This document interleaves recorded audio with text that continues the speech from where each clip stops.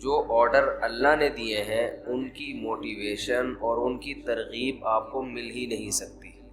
مثال کے طور پر اسلام میں سب سے اہم حکم اور سب سے مشکل حکم ہے نماز کی پابندی کرنا۔ نماز پڑھنا مشکل نہیں ہے، نماز کی پابندی کرنا مشکل۔ پوری زندگی انسان اس بات کی کوشش میں لگا رہے کہ نماز کبھی قضا نہیں ہونے دوں گا، یہ آسان کام نہیں ہے۔ ہر حکم میں چھٹی ہوتی ہے، آپ آفس جاتے ہیں ہفتے میں 6 دن، 1 دن، درمیان میں اور بھی چھٹیاں آتی ہیں، قائد اعظم ڈے آ گیا، علامہ اقبال ڈے آ گیا، شاہ عبداللطیف پٹائی کا دن آ گیا، بھٹو کی شہادت کا دن بھی ہو سکتا ہے۔ جتنے سیاستدان دنیا سے جاتے رہیں گے ان کی چھٹیوں کی تعداد بڑھتے بڑھتے 2-4 دن رہ جائیں گے آفس ورک کے لیے۔ تو ہر کام میں چھٹی ہوتی ہے۔ نماز جب سے شروع ہوئی موت تک ایک دن بھی ایسا نہیں ہے جس میں قضا کرنے کا حکم۔ تو اتنی پابندی جب کسی حکم کی ہوتی ہے تو انسان بعض دفعہ تھکنے لگتا ہے، پھر اس میں جماعت کی پابندی کرنا۔ اس لیے قرآن نے کہا وَإِنَّهَا لَكَبِيرَةٌ إِلَّا عَلَى الْخَاشِعِينَ، یہ نماز ایک مشکل کام ہے۔ یعنی اللہ کسی حکم کو مشکل خود سے نہیں کہتا۔ نماز کی پابندی کو اللہ کیا کہہ رہے ہیں؟ یہ ایک مشکل کام ہے۔ الا علی الخاشعین، مگر ان لوگوں پر۔ فہد بھائی موبائل کو نہ دیکھیں، بیان سنیں، ٹھیک ہے نا؟ سب کے لیے ہو رہا ہے تو آپ کے لیے بھی ہو رہا ہے۔ آپ بھی پرسوں عشاء میں شارٹ تھے۔ وَإِنَّهَا لَكَبِيرَةٌ، یہ مشکل کام ہے۔ الا علی الخاشعین، مگر ان لوگوں پر جن کے دل میں اللہ کا خوف ہے۔ اب دیکھو اللہ نے نسخہ بھی خود ہی بتا دیا کہ اگر اس مشکل کو آسان بنانا چاہتے ہو تو اپنے اندر اللہ کا خوف پیدا کر لو۔ سوال پیدا ہوتا ہے خوف کیسے پیدا کریں؟ خوف کیسے پیدا کریں؟ اب یہ تو اختیار میں نہیں ہے نا۔ آپ اگر یہ تصور کرنا شروع کر دو کہ میرے دل میں فلاں کا ڈر بیٹھ جائے، یہ صرف ڈر بیٹھنے کے تصور سے ڈر نہیں بیٹھے گا۔ تو اب اللہ نے آگے خوف پیدا کرنے کا طریقہ بیان کر دیا۔ یہ مائک کی آواز بہت دور کر دیا۔ تو خوف پیدا کرنے کا طریقہ کیا بتایا؟ الذین یظنون انہم ملاقو ربہم، یہ وہ لوگ ہیں جن کو یقین رہتا ہے کہ یہ اپنے رب سے ملاقات کرنے والے ہیں۔ وَأَنَّهُمْ إِلَيْهِ رَاجِعُونَ، اور انہوں نے اس اللہ کی طرف لوٹ کر جانا ہے۔ جب آپ یہ تصور کر لیں گے کہ یہ دنیا ختم ہونے والی ہے اور ہم نے یہاں سے نکل کے جانا ہے، اللہ کے سامنے کھڑے ہونا ہے، تو ہر مشکل کام آپ کے لیے آسان۔ میں عجیب بات بتاؤں، اسلام میں ہر بیماری کا یہی علاج، ہر پریشانی کا بھی یہی علاج، ہر ٹینشن کا بھی یہی علاج، ہر مشکل کام کا بھی یہی علاج۔ وہ کیا علاج ہے کہ ہم نے جانا کہاں ہے؟ اللہ کے پاس۔ آپ نے بعض حکیم دیکھے ہوں گے، اب تو حکیم لوگ شارٹ ہو رہے ہیں مارکیٹوں سے، بہت کم کہیں کہیں نظر آتے ہیں۔ بعض حکیموں میں مشہور ہوتا تھا ہر بیماری کا ایک ہی چورن ہے ان کے پاس، ہر بیماری کا ایک ہی چورن۔ وہ شاید فراڈی ہوتے ہوں، لیکن اسلام میں ہر بیماری کی ایک ہی دوا ہے، اور یہ زبردست دوا ہے۔ دیکھیں اللہ تعالیٰ نے جب ہمیں کوئی غم اور پریشانی ہو تو اللہ نے اپنے نیک بندوں کی جو صفات بیان کی ہیں وہ کیا بیان کی ہیں؟ الذین اذا اصابتہم مصیبہ، انہیں جب کوئی مصیبت پہنچتی ہے، قالوا، تو یہ کہتے ہیں، انا للہ، ہم اللہ کے لیے ہیں، وانا الیہ راجعون، ہم نے جانا کہاں ہے؟ اللہ کے پاس۔ مصیبت میں تنوین ہے، تنوین۔ اگر یہ ہوتا نا المصیبہ، اس کا مطلب ہوتا کوئی خاص قسم کی جب مصیبت پہنچتی ہے تو یہ کہتے ہیں۔ خاص قسم کی مصیبت کچھ بھی ہو سکتی ہے، لیکن یہاں ہے مصیبت، کسی بھی قسم کی مصیبت، کسی بھی قسم کی ٹینشن، کوئی پریشانی، پیسے لے کے بھاگ گیا، کاروبار میں نقصان ہو گیا، بیماری آ گئی خطرناک، بچے نافرمان ہو گئے، ہر ٹینشن کا ان کے پاس علاج کیا ہے، ہم نے جانا کہاں ہے؟ اللہ کے پاس۔ تو یہ نیک لوگوں کی اللہ نے علامت بیان کی ہے کہ ان کے پاس ہر ٹینشن کا ایک ہی چورن ہے، ایک ہی دوا ہے کہ بھئی یہ دنیا ختم ہونے والی ہے اور ہم نے جانا کہاں ہے؟ بول لینا اللہ کے پاس۔ جب اللہ ہی کے پاس جانا ہے کیا ہوگا بھائی؟ وہاں جا کے اللہ کے پاس سوال پیدا ہوتا ہے بھائی اللہ کے پاس جانے کا مطلب یہ ہے کہ یہ ٹینشن دینے والا اللہ ہے، تو وہ مجھے دیکھ رہا ہے کہ میں اس پریشانی میں صبر کر رہا ہوں، اس کا نعم البدل وہ قیامت کے دن مجھے دے دے گا۔ آج ہمارے ساتھ سب سے بڑا مسئلہ یہ ہے کہ جتنا قرآن آخرت کو، موت کے بعد کی زندگی کو بیان کرتا ہے، ہم اپنی نجی محفلوں میں، اپنی روز مرہ کی زندگی میں اتنا موت کا تذکرہ اور آخرت کا تذکرہ کرتے نہیں ہیں، بلکہ ڈرتے ہیں۔ آپ زیادہ یہ باتیں شروع کر دو نا، بھائی مر جائیں گے، ختم ہو جائے گا، تو سمجھتے ہیں لوگ بیوقوف آدمی ہیں، ترقی سے روک رہا ہے۔ جو حقیقت بیان کر رہا ہے اسے لوگ کیا کہتے ہیں؟ یہ ترقی سے روک رہا ہے، یہ حقیقت بیان کر رہا ہے۔ تو خیر میں یہ کر رہا تھا، جو کام مشکل ہو آپ نے اپنے دماغ پر مسلط کر لینا ہے کہ یہ دنیا کیا ہے؟ ختم۔ اس سے آپ خوشی میں اتراؤ گے بھی نہیں، ورنہ خوشی میں بھی انسان آپے سے باہر ہو جاتا ہے۔ پیسہ آ گیا تو پتہ نہیں اتنا خوش ہو رہا ہے جیسے کیا ہو گیا، تو بھائی کتنا کیا ہو گیا؟ طوطا یاد آ رہا ہے کیا ہوا؟ بولنے والا طوطا کچھ دن پہلے دیکھا، وہ بات بات پہ کہہ رہا تھا کیا ہوا، ایسے اسٹائل سے کہہ رہا تھا کیا ہوا۔ اس کو زیادہ چھیڑو نا، تنگ کرو طوطے کو، آواز مارتا تھا کیا ہوا۔ تو اگر کوئی پیسہ آ کے کوئی بہت ہی زیادہ خوش ہو گیا تو آپ نے کیا کہنا ہے؟ اس کو بولنا ہے کیا ہوا۔ ہمیشہ کے لیے تھوڑی آیا ہے، تھوڑے دن کھائے گا پیے گا ختم، بڈھا ہو جائے گا، ٹائم تھوڑی لگ رہا ہے، کوئی زیادہ ٹائم نہیں ہے بڈھے ہونے میں، خوب سمجھ لو، اور مرنے میں۔ خوش فہمی میں مبتلا نہ رہے کہ پتہ نہیں کتنا ٹائم لگے گا، بہت اسپیڈ کے ساتھ، بہت تیزی کے ساتھ، تھوڑے دن رہ گئے ہیں بس انا للہ ہونے میں، زیادہ ٹائم نہیں ہے۔ جو جوان ہیں ان کے لیے بھی زیادہ ٹائم نہیں، ابھی ٹائم دیکھو ایسا، اب یوٹیوب پہ لکھ لو نا پرانی فلم کا ہیرو، اور ابھی آج دیکھ لو کیسا لگ رہا ہے۔ ہیرو کا یہ حال ہے تو ہم اور آپ تو ہیرو ہیں بھی نہیں۔ 1980 کا ہیرو دیکھ لو اب کیسا لگ رہا ہے آج کل، تو جب وہ ایسا لگ رہا ہے تو ہم اور آپ کیسے لگیں گے 15-20 سال کے بعد؟ ہم تو ہیرو ہے بھی نہیں، ایک تو ہم ہیرو جیسے نہیں ہیں، دوسرا ہم صحت کو اتنا مینٹین رکھ بھی نہیں سکتے جتنا وہ لوگ رکھتے ہیں۔ تو اللہ نے مثال دی ہے کہ ظلمات فی بحر، فرمایا بہت سارے اندھیرے ہوں اور کوئی شخص سمندر کی تہ میں ہو، فی بحر لجی، سمندر بھی بہت زوردار لہروں والا گہرا سمندر جس کی گہرائی میں بہت زیادہ اندھیرا ہوتا ہے، وقت بھی رات کا ہو، یغشاہ موج من فوقہ موج، موج کے اوپر موج چڑھی ہوئی ہے، ایسی گہرائی والا سمندر، من فوقہ سحاب، اور کالی رات میں بادل بھی ہوں کالے جو ستارے اور چاند کی روشنی سے بھی رکاوٹ بن رہے ہوں، اور اندھیرے کا یہ عالم ہے اذا اخرج یدہ لم یکد یراہا، جب اپنا ہاتھ نکال کے وہ دیکھنا چاہتا ہے تو اس بات کا کوئی امکان ہی نہیں ہے کہ ہاتھ بھی دیکھ سکے، یعنی کہ ہاتھ دیکھ نہیں پا رہا، یہ ممکن ہی نہیں ہے، اس کا بھی تصور نہیں ہے۔ تو بیان القرآن میں یہ لکھا ہے، اس میں بلاغت کے نکات بھی ہوتے ہیں، انہوں نے لکھا ہے کہ ہاتھ کی مثال اللہ نے کیوں دی ہے، اذا اخرج یدہ، اللہ نے کہا کہ اتنا اندھیرا ہے کہ ہاتھ نکال کے دیکھنا چاہے تو وہ بھی نظر نہیں آتا، فرمایا اس لیے کہ ہاتھ کو اپنے حساب سے قریب اور دور کر سکتے، بعض لوگوں کی دور کی نظر کمزور ہے، بعض کی قریب کی نظر کمزور ہے۔ ہاتھ کے علاوہ جو ہے نا، ہاتھ جب آپ ایسے کریں، ایسے کر لو، تھوڑا دور کر لو، یوں آنکھیں پھاڑ کے تھوڑا سا، اور اپنے حساب سے مینج کر سکتے ہو آپ اس کو۔ اپنا ہاتھ بھی اگر سجھائی نہیں دے رہا کس قدر اندھیرا ہوگا۔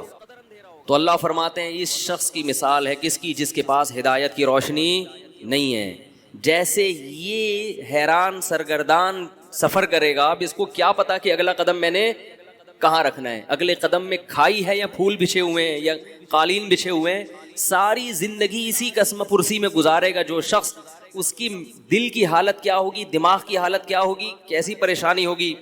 یہ دنیا کا عذاب ہے ان لوگوں کے لیے جو شریعت کو فالو نہیں کرتے, ہر شخص کو خوش کرنے کی کوشش میں لگے ہوئے ہیں. داڑھی کیوں نہیں رکھی جاتی, لوگ کیا کہیں گے. تو کیا بغیر داڑھی والوں سے لوگ خوش ہیں بھائی؟ میں اچھا نہیں لگوں گا, ملا سا لگوں گا, لوگ کیا کہیں گے. تو بھائی لوگ تو اللہ تعالیٰ نے یعنی دنیا میں سزا کیا دی ہے. میں یہ عرض کر رہا تھا کہ ہم دنیا کو خوش کرنے کے لیے کام کرتے ہیں, مگر دنیا خوش کہ ہم بھی کیا کرتے ہیں. کافر تو مکمل کنفیوز ہوتا ہے, مسلمان آدھا تیتر آدھا بٹیر. وہ کلمہ تو پڑھ لیتا ہے, جنت جہنم پہ یقین بھی کر لیتا ہے, لیکن آدھی شریعت کو فالو کرتا ہے. اتوار کو بیان سننے آ جائے گا, جمعے کا بیان سن لے گا, لیکن بہت ساری چیزوں میں کیا کرے گا, یار نہیں یار یہ بیوی ناراض ہو جائے گی, یار یہ تو ابا, یہ تو دوست بولیں گے یار تم تو پروفیشنل مولوی لگ رہے ہو بالکل ہی, یار تم تو بالکل ہی یار یعنی عجیب سے ہو گئے ہو. اس طرح کی باتیں لوگ کرتے ہیں. تو ایسے لوگ یہ سمجھتے ہیں کہ ہم لوگوں کو خوش کر کے سکون کی زندگی گزاریں گے, حالانکہ وہ سکون کی زندگی نہیں گزار سکتے. کیوں؟ قرآن نے اس کو بڑا اچھی مثال سے سمجھایا ہے. فرمایا ضرب اللہ مثلا رجلا فیہ شرکاء متشاکسون ومثلا ورجلا سلما لرجل. فرمایا بتاؤ ایک آدمی ایسا ہے جس کے کئی آقا ہوں, کئی محبوب ہوں, اور وہ کئی محبوب بھی ایسے ہیں جن کے مزاجوں میں آپس میں بڑا اختلاف ہو. کئی محبوب ایسے ہیں جن کے مزاجوں میں آپس میں, مثال دیتا ہوں, کسی کی 4 بیویاں اور چاروں اپوزٹ دماغ کی ہیں, تو وہ ڈپریشن کا مریض بنے گا کہ نہیں بنے گا؟ چاروں کو خوش رکھنا اس کے لیے ممکن ہوگا ہی نہیں. چاروں کا مزاج بالکل الگ, چاروں پھڈے باز. وہ کہتی ہے میری دعوت قبول کرو, میرے ہاں ناشتہ کرو, کہہ رہی ناشتہ آپ نے میرے ہاں ہی کرنا ہے. تیسری کہہ رہی ناشتہ تو آپ کا باپ بھی میرے یہاں کرے گا. چوتھی کہہ رہی ہے ناشتہ روزانہ کس کے گھر ہوگا, میرے. ایک کے ابا ایس ایچ او ہیں, ایک کے ڈی ایس پی, ایک کے آرمی میں کرنل ہیں, اور ایک کے ابا علاقے کے ناظم ہیں بھائی, اور ہول سیل کے حساب سے سالے بھی ہیں. اب چاروں کا مطالبہ کیا ہے, ناشتہ کس کے یہاں ہوگا؟ آپ کہو گے بھائی ناشتہ تمہارے ہاں, لنچ تمہارے ہاں, ڈنر تمہارے ہاں. کوشش کرو گے نا؟ نہیں. متشاکسون, جھگڑالو, نہ ضدی. بول دیا ناشتہ آپ نے کہاں کرنا ہے, ادھر کرنا ہے. بڑھے گا کہ نہیں بڑھے گا؟ یہ ٹینشن سے بولے گا بھائی 4 پراٹھے تھوڑی کھا سکتا ہوں میں, چلو ادھر بھی ناشتہ کر لیا, ادھر بھی کر لیا, ادھر بھی. پھر لنچ میں یہی پھڈے بازی. تو چاروں کو خوش رکھ سکتا ہے؟ بولو بھائی, نہیں رکھ سکتا. ایک کہہ رہی مجھے اپنے ساتھ سفر پہ لے کے جاؤ, دوسری کہہ رہی اس دفعہ سفر پہ میں نے جانا ہے, تیسری کہہ رہی اس دفعہ تو ان دونوں نے جانا, میں نہیں جانا ہے. وہ قرآن اندازی کرے گا نہیں, قرے کو ہم نہیں مانتے, چلو بیگم تمہیں اس دفعہ تمہیں لے جاتا ہوں, اگلے چکر میں تمہیں نہیں, اسی دفعہ میں نے بھی. متشاکسون کا مفہوم سمجھا رہا ہوں آپ. پھڈے باز, ہر ایک کی خواہش ہے کہ ابھی میری جو چاہت ہے اس کو پورا کرو. بھائی آپ پورے ہو جاؤ گے, اس میں نہیں ہو سکتا. 4 دوست ہیں, کوئی بھی 4 محبوب ہیں, یا 3 ہیں, یا 2 ہیں, یا کئی سارے ہیں. اللہ فرماتے ہیں یہ شخص کبھی بھی سکون کی زندگی, بولو بھائی. آپ کہیں گے پھر میں 4 کی ترغیب کیوں دیتا ہوں جب سکون اللہ خود کہہ رہے ہیں. بھائی وہ اس لیے کہ ایسا ہوتا نہیں ہے کہ چاروں, ایک کا ناشتہ کر لو, ایک کے لنچ کر لو, ایک کے ڈنر کر لو, اگلے دن پھر ناشتہ یہاں کر لو. تو باریاں شریعت نے اسی پھڈے سے بچنے کے لیے, پھر بھی نہیں ہے تو پھر جاؤ ڈاکٹر کو دکھاؤ. تو ہم کب کہتے ہیں کہ لڈو کھانے کی نیت سے کرو؟ ہم تو کہتے ہیں بھائی جہاد ہے, پٹو گے ٹھیک ہے, یہ تو ہم پہلے کہتے ہیں. ثواب ملے گا مگر پٹنے کا الگ ملے گا اور شادی کا الگ سے ملے گا. تو ضرورت ہے معاشرے کی. تو اللہ تعالیٰ فرماتے ہیں کہ ایک آدمی ہے ایسے ہیں جس کے محبوب ہیں, جس کے کئی خدا ہیں. ایک خدا کو خوش کرتے ہو, دوسرا خدا ناراض ہو جاتا. دوسرا وہ ہے سلام الرجل, جس کا صرف ایک آقا ہے, اس کو پتا ہے صرف میں نے اس کو خوش کرنا ہے, اس کی چاہتوں کو پورا کرنا ہے. فرمایا بتاؤ هل يستويان مثلا, کیا سکون اور اطمینان میں دونوں برابر ہو سکتے ہیں؟ آج مسئلہ یہ ہے کہ ہم نے ایک اللہ کو محبوب حقیقی بنایا ہی نہیں ہے. جمعے کی نماز پڑھ لیتے ہیں اللہ کو خوش کرنے کے لیے, ایک آدھ روزہ بھی رکھ لیتے ہیں اللہ کو خوش کرنے کے لیے, عید پہ نہا بھی لیتے ہیں اللہ کو خوش کرنے کے لیے, لیکن بہت سارے کام ہیں جن سے اللہ ناراض ہو رہا ہے, مگر بیوی بچے خوش ہو رہے ہیں, وہ بھی چلے گا ساتھ میں. جہیز بھی لے رہے ہیں, نفس خوش ہو رہا ہے اس سے, سود بھی کھا رہے ہیں, بینک کی جاب بھی کر رہے ہیں. رمضان میں جس دن دیکھا کہ یار ذرا آج بڑا مشکل لگے گا, آفس میں دل نہیں لگے گا اگر میں نے کچھ کھایا پیا نہیں, تو روزہ گول. ایک صاحب کا میرے پاس فون آیا کہ حضرت میں وہ 11 بجے آفس آیا ہوں, میں نے سوچا تھا کہ اگر گرمی سخت ہوئی تو چھوڑ دوں گا, گرمی کم ہوئی تو رکھ لوں گا, تو 11 بجے میں نیت کر سکتا ہوں, آج موسم اچھا ہے. میں نے کہا یار تم عجیب آدمی ہو, رکھنا ہے بھائی یہ تو, تو رکھنا ہی رکھنا ہے. تو کبھی کسی کو معبود کبھی کسی کو معبود, تو اس سے لوگ کیا ہوتا, اور یہ سب کیا ہیں, ایک دوسرے کے مخالف بھی ہیں. ساری مخلوق کو, سارے انسانوں کو آپ کبھی بھی خوش, سارے رشتہ داروں کو خوش نہیں کر سکتے. اماں کو خوش کرو تو بیوی ناراض, بیوی کو خوش کرو تو اماں ناراض, بہنوں کو خوش کرو تو بیگم ناراض. عجیب سا حساب چل رہا ہے, تو کہیں بھی نہیں ہو سکتا. اس لیے ایک قانون بنا دو بھائی, ہمارا رب کون ہے, اللہ ہے, سب سے پہلے وہ ہے, باقی سب اس کے بعد. ناراض ہوتے ہو تو ہوتے رہو, تم نے بھی مر کے مٹی ہو جانا ہے, ہم نے بھی مر کے مٹی. عزت کرو گے تو اچھی بات ہے, نہیں کرتے تم نے بھی مٹی. جنہوں نے عزت کی ہے فرعون کی ہے بھائی, فرعون بھی گیا اور وہ عزت کرنے والے بھی گئے. فرعون غرق نہ بھی ہوتا تو بھی اب تک تو ویسے ہی مر چکا ہوتا. تو وہ رنگ رلیوں پہ زمانے کی نہ جانا اے دل, یہ خزاں ہے جو با انداز بہار آئی ہے. جتنی مردی عزت ہو شہرت ہو, مٹی میں دفن کرنے کے بعد نا 2-4 دن کے بعد کوئی بھی یاد نہیں کرتا. ایسی دنیا کی حقیقت ہے. شہرت سے تو کبھی بھی متاثر نہیں ہونا چاہیے, اپنی بھی یا کسی اور کی بھی. بڑے بڑی لوگ آئے ہیں دنیا میں, بڑی بڑی شہرتیں حاصل ہوئی ہیں, غائب مرے تو 2-4 دن لوگ روئے ہائے ہوئے کیا ختم کہانی. تو اس لیے سب سے زیادہ مزے کی زندگی میں وہ ہے جس نے ایک اللہ کو اپنا رب بنا لی. وہ کہہ دے کر لو, کوئی روک نہیں سکتا اس کام سے. وہ کہے نہیں کرو, کوئی کروا کے نہیں, کسی میں دم ہے تو کروا کے دکھائے. میں جب وزیر آباد گیا, پرانی بات ہے, یہ واقعات سنانے کا مقصد کوئی اپنی قصے کہانی نہیں, جو بات قرآن کی بتانا چاہ رہا ہوں وہ دل میں بیٹھ جائے. میں جب وزیر آباد گیا نا تو وہاں وہ لوگ بھی سنتے میرا بیان, تو وہ یہ پرانی بات ہے, تقریباً 13-14 سال پرانی. تو انہوں نے 1 مہینہ رمضان کا میں نے وہاں گزارا. وہ میرے درس ہوئے, انہوں نے بڑا میرے درس کو پسند کیا. تو انہوں نے مجھے کہا کہ آپ یہیں ٹھہریں, اب آپ یہاں امامت بھی کریں اور یہاں خطابت بھی, ہم آپ کو اتنی تنخواہ دیں گے, حج کرائیں گے, یہ کریں گے. بڑا بھاری بھرکم لالچ. میں نے کہا نہیں, میں تو کراچی واپس جاؤں گا. میں نے کہا نہیں, میں تو, بچے بھی تھے میرے ساتھ, بہت اکرام کیا انہوں نے, واقعی بڑا اکرام کیا. وزیر آباد میں ایک مسجد ہے دارا کبوترا کے نام سے, وہ لوگ سنتے ہیں کبھی کبھار بیان تو سن رہے ہوں گے.